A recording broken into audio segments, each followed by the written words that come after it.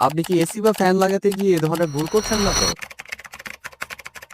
আমরা অনেকে না বুঝে রুমের এমন জায়গায় এসি বা ফ্যান বসিয়ে থাকি যাতে আমাদের স্বাস্থ্যের জন্য ক্ষতিকর হয়ে থাকে এবং আমাদের ঘুমের ব্যাঘাত ঘটে। আমরা সিলিং ফ্যানটাকে রুমের ঠিক মাঝ বরাবর বসাতে পারি।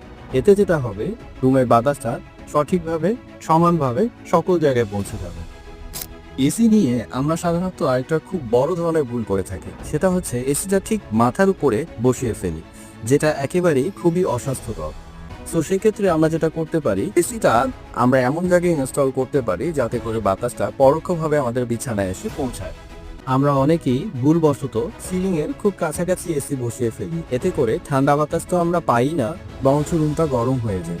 এই সমাধানের জন্য সিলিং থেকে 8 থেকে 10 ইঞ্চি নিচে এসি ইনস্টলেশন করতে হবে। স্মার্ট থাকুন, সঠিকভাবে প্লেস করুন আপনার এসি ও ফ্যান। ধন্যবাদ।